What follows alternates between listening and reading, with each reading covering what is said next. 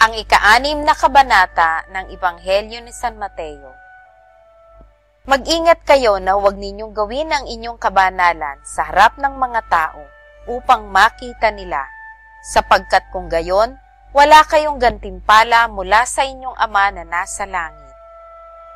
Kaya kapag ikaw ay naglilimos, huwag kang magpapatunog ng trumpeta sa harapan mo, gaya ng ginagawa ng mga mapagkunwari sa mga sinagoga at sa mga lansangan, upang papurihan sila ng mga tao.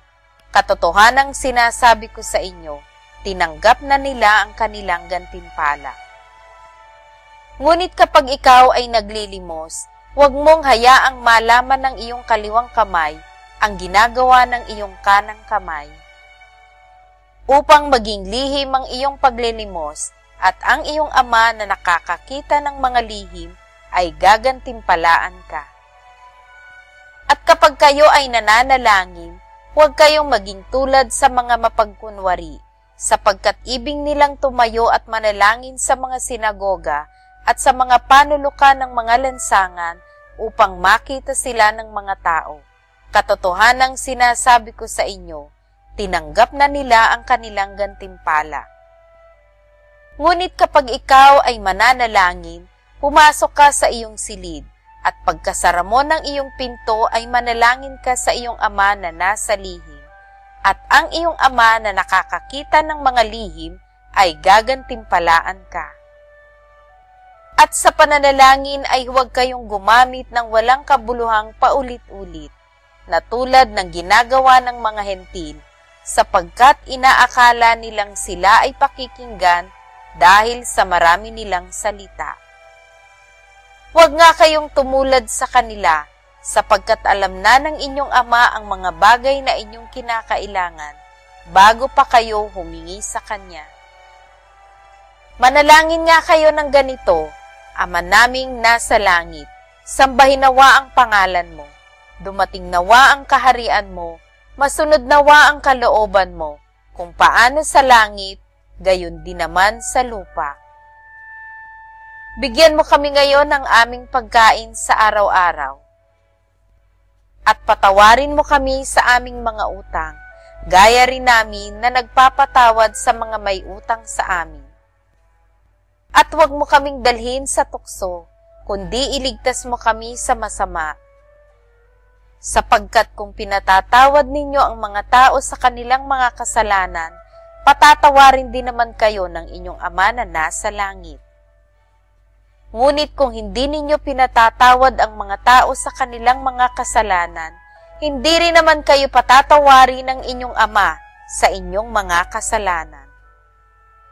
At kapag kayo ay nag-aayuno, huwag kayong magmukhang mapanglaw tulad ng mga mapagkunwari, sapagkat pinasasama nila ang kanilang mga mukha upang ipakita sa mga tao ang kanilang pag-aayuno.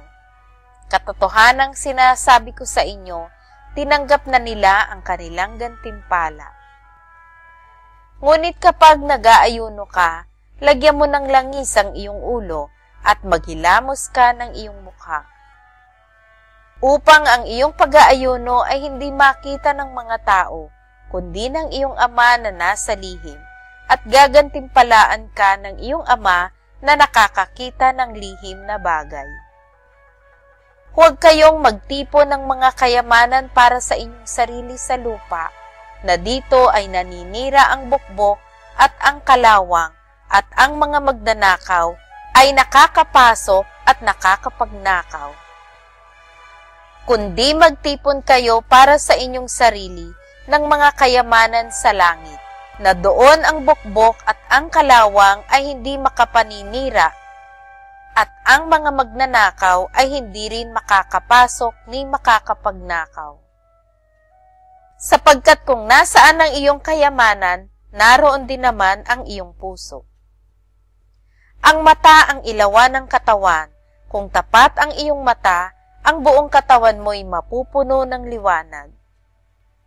Ngunit kung masama ang iyong mata, ang iyong buong katawan ay magiging kadiliman, kaya't kung ang liwanag na nasa iyo ay kadiliman, anong laki ng kadiliman?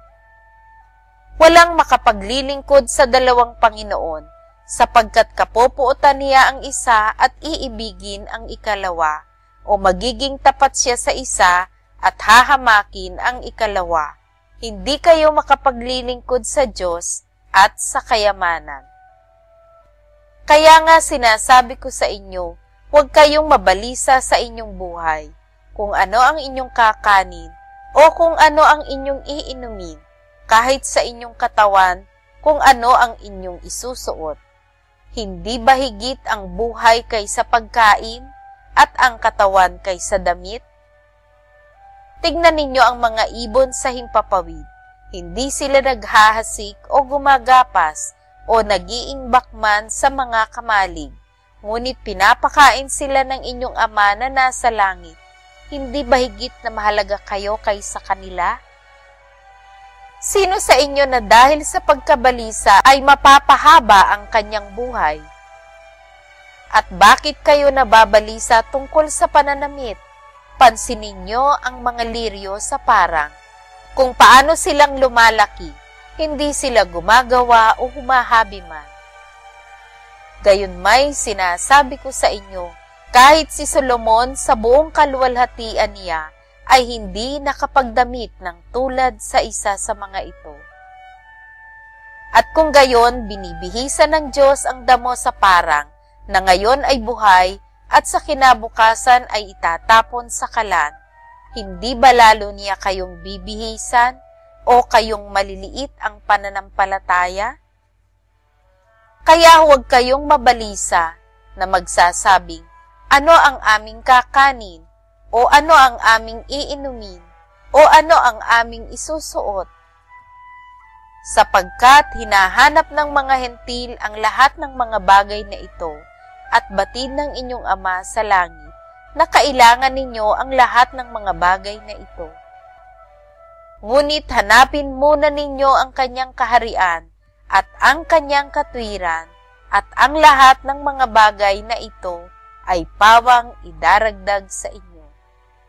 Kaya't huwag ninyong alalahanin ang bukas, sapagkat ang bukas ang mag-aalala sa kanyang sarili. Sapat na para ngayon ang kabalisahan sa araw na ito.